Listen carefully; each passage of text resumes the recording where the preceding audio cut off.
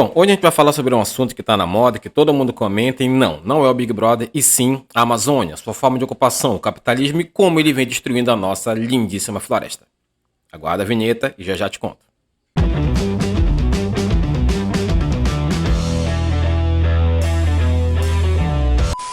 Gafanhotos e gafanhotas, chegamos para mais um maravilhoso videozinho. Antes de começar, é bom pedir logo o seu like. Sim, é um momento mendigo, mas o que tem? Quem nunca, né? Então, galera, curte, compartilha, se inscreve no canal, ativa o sininho, espalha para geral. Coloca lá no grupo da família, espalha, cara, espalha. Bora aumentar o tamanho da nossa Amazônia da Versa, que isso é muito importante. Outro detalhe, assiste até o final, cara. Tá? Não vai só ali nos primeiros minutos, assiste até o final, vai ser rapidinho e vai ser bem interessante. Conto contigo. Me ajuda aí, né? Para quem não me conhece, eu sou o professor Fábio Lopes e, como eu disse, nós vamos falar sobre o capitalismo na Amazônia, como esta coisa vem atacando a nossa região. Bom, imagina o seguinte, um paraíso. Você vai colocar lá no Google, Amazônia vista de cima, coisa linda, cara, maravilhosa. Floresta exuberante, uma vegetação belíssima, povos tradicionais, culturas milenares, tudo lindo sendo destruído, acabado, arrebentado, enfim. A Amazônia ela tem sido palco de um verdadeiro show de massacre, de extermínio, e isso vem acontecendo, infelizmente, já há bastante tempo. Basicamente, as raízes desses males que estão aqui na Amazônia, eles vêm desde a chegada dos portugueses até os dias de hoje. Isso acontece porque, quando os portugueses chegaram aqui, eles trouxeram da Europa uma visão totalmente diferente da visão que os nativos amazônicos tinham. Essa visão, basicamente, dos europeus era uma visão capitalista, uma visão que via a região, a floresta e tudo que cercava aqui a nossa região como uma fonte de renda, como um local a ser explorado e a ser sugado para tirar ali o máximo de riqueza possível. Já os indígenas nativos viam a região como um local onde eles iriam viver, onde os seus antepassados viveram, onde eles iriam crescer, cuidar dos seus filhos, eles iriam praticamente viver a vida inteira, utilizando a floresta de forma racional e pronto. A floresta para os indígenas era vista como sagrada, coisa que para os europeus, como eu disse, era apenas um local para ser explorado, e essa visão ela acaba trazendo muitos conflitos. Obviamente que um conflito onde tu tem de um lado arco, flecha, pedaço de pau e do outro pólvora, chumbo, ferro, não tem como dar certo, né? Já avisei que vai dar merda isso. Resultado, nós temos um extermínio indígena, um genocídio, desde aquela época até hoje. Estima-se que mais ou menos hoje tem apenas cerca de 10% do que tinha de índios daquela época, o que é muito pouco. E isso, claro, tudo em nome do progresso, do desenvolvimento, do capitalismo, né? E essa questão, infelizmente, só tende a piorar, porque hoje a gente vive um outro processo que pode ser definido como a expansão da fronteira agrícola, que basicamente é chegar com a agricultura, com a pecuária, com o agronegócio em regiões onde ele ainda não tinha chegado ou ainda não tinha dominado completamente. No caso, a Amazônia, ela é hoje o grande alvo, né, do agronegócio. É onde eles querem chegar, eles fazendeiros, claro, com as suas máquinas, derrubando floresta, tudo isso para produzir soja, basicamente, e também para as criações de gado. Então, como eu disse, o que já estava ruim tende a ficar só pior. Que merda, hein? É claro que a violência na Amazônia ela não começa com a chegada do capitalismo. Longe disso, ela já existia antes. No entanto, é bom dizer que com a chegada do capitalismo, essa violência ela acaba ganhando um patamar muito maior, muito superior. Ela acaba sendo institucionalizada, ela acaba sendo abraçada e protegida pelo Estado. Ela fica agora sem rosto e ela fica numa situação de que praticamente é quase que impossível fazer com que a Amazônia deixe de ser, no caso, uma vítima desses processos capitalistas. Tanto é que hoje em dia as populações tradicionais elas são vistas basicamente como um empecilho ao desenvolvimento, ou seja, é como se os povos nativos, indígenas, povos das florestas, ribeirinhos, caboclos amazônicos fossem um problema, algo que atrapalhasse esse progresso, ou pelo menos essa noção de progresso. Até mesmo os imigrantes que vieram para cá, hoje em dia eles têm que se acotovelar, praticamente se matar para poder conseguir minimamente um espaço ao sol, coisa que com todas as riquezas que a gente tem aqui não seria necessário. No entanto, dentro desse modelo predatório capitalista que a gente tem aqui, é como as coisas têm acontecido, infelizmente.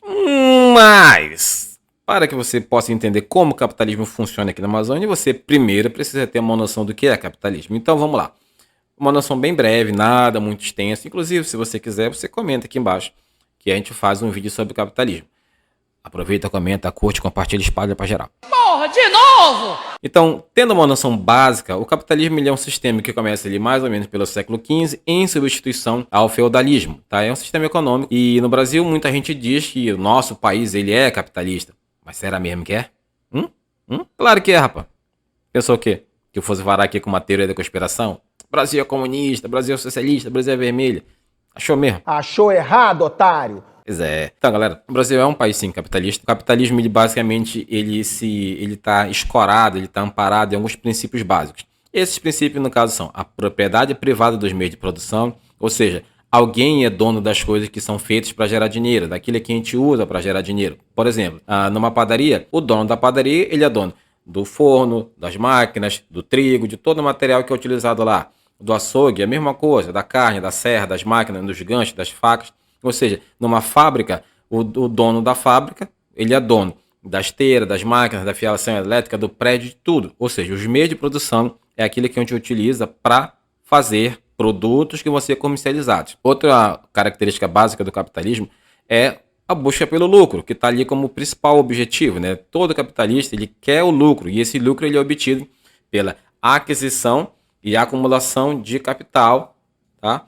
E essa acumulação de capital e aquisição e acumulação de capital, na verdade, ela vem da comercialização de produtos e também da exploração de matéria-prima e de mão de obra, seja ela assalariada ou escrava.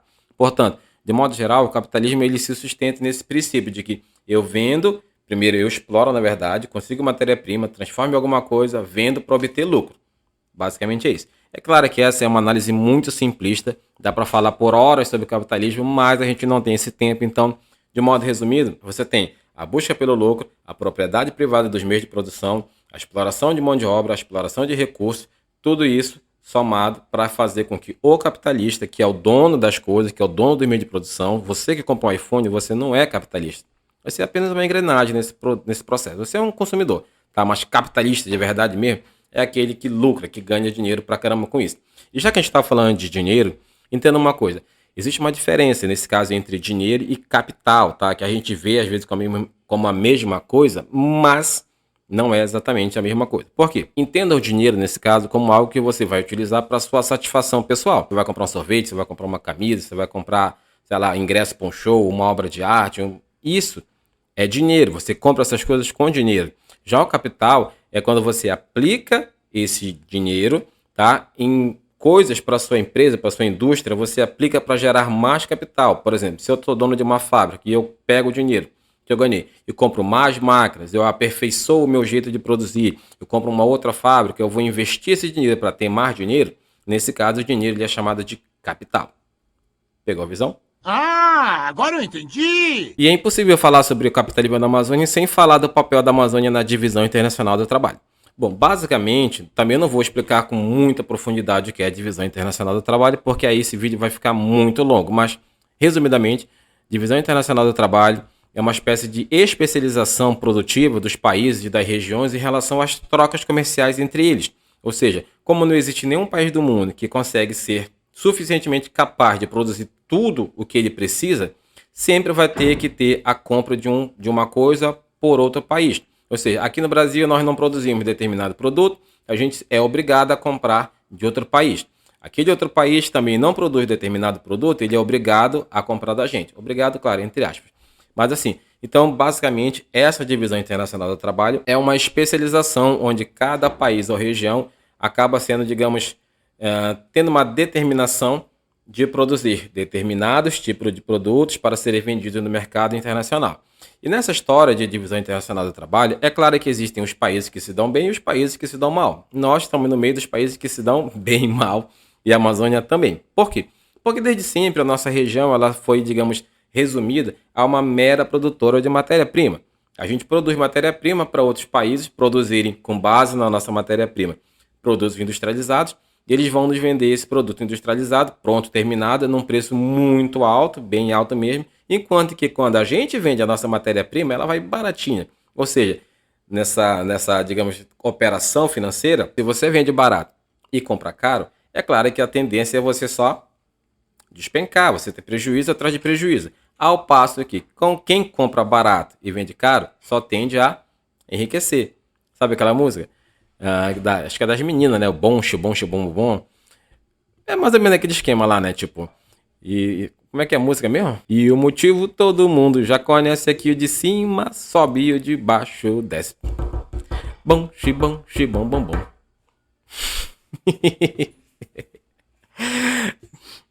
Enfim, nesse sistema, nessa produção econômica, do jeito que ela é feita, acaba que os países ricos permanecem cada vez mais ricos e os países pobres permanecem cada vez mais pobres. E isso, mesmo com o advento da Revolução Industrial, com toda a tecnologia, com toda a modernidade, permanece ainda do mesmo jeito, só que com algumas diferenças. Hoje em dia, os países pobres eles produzem produtos industrializados com baixa tecnologia, vendem barato para os países ricos, enquanto esses países ricos vendem de volta produtos industrializados com alta tecnologia, mas mantendo aquele mesmo esquema. Um vende barato e compra caro, e o outro ao contrário. Resultado, a gente só...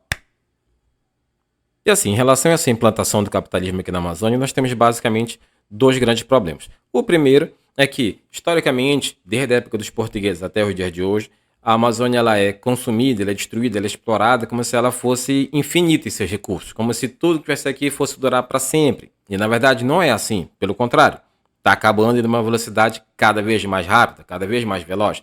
Os recursos estão se esvaindo, digamos, a reposição pela floresta não acompanha o mesmo tempo da exploração que vem das pessoas, das máquinas, e isso acaba gerando, claro, um grave problema, graves prejuízos, tanto ambientais quanto sociais.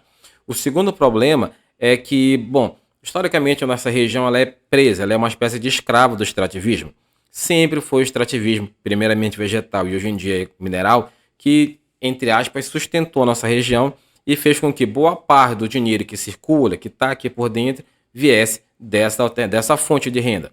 O que não é ruim, você tem um extrativismo vegetal, mineral e até mesmo um animal forte, poderoso, que dê bastante recurso. Pelo contrário, isso é muito bom. O problema é quando você tem apenas o extrativismo como a única, ou pelo menos a principal fonte de renda da sua região.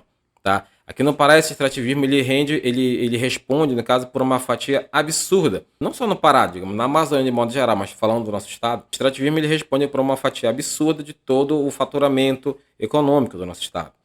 A gente não tem praticamente outras alternativas que sejam viáveis para fazer, digamos, uma compensação por tudo que o extrativismo traz para a gente, mas também em compensação de tudo que ele leva, como nossas florestas, nossos recursos naturais.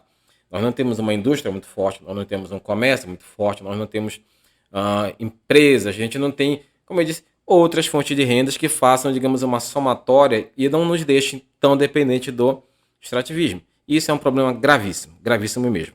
E esse problema só se agravou a partir dos anos 60, com a chegada do governo militar, do golpe e com um novo planejamento para a região. Mas essa situação fica para outro vídeo, porque esse aqui já está ficando meio longo. Então assim, galera, basicamente, em resumo de tudo que eu disse, o capitalismo ele não é nem bom nem ruim, tudo bem, da forma como ele é feito, ele acaba sendo muito mais ruim do que bom, porque ele privilegia uma quantidade muito pequena de pessoas em detrimento de uma maioria esmagadora que fica ali em situações bem complicadas. Na Amazônia ele foi trazido para cá pelos portugueses e esse capitalismo ele só vem mudando algumas coisinhas, mas basicamente ele permanece o mesmo em relação à Amazônia. Por quê? Porque desde aquela época até os dias de hoje, a Amazônia ainda é uma mera produtora de matéria-prima e que sobrevive no caso de venda de produtos primários para o exterior, ao passo que compra desse exterior produtos industrializados. E naquela base, vende barato, compra caro, resultado, a nossa região ela nunca desenvolve como deveria. Até porque a noção de desenvolvimento dessas pessoas só leva em consideração a grana. Nunca levou em consideração nem a questão ambiental e nem a questão social. Logo, o desenvolvimento para a gente aqui acaba sendo visto por uma ótica bem diferente da que deveria. Em todo caso, se você gostou desse vídeo, considere se inscrever nesse canal, deixe sua curtida, né, seu joinha, dê o like, comente, compartilhe, espalhe. Enfim, preciso muito da sua ajuda, tá bom? Semana que vem tem outro vídeo, a gente vai ver sobre o que vai falar, mas você pode até colocar uma sugestão aqui, tá? Do que a gente pode falar e, bom, até a próxima. Até mais.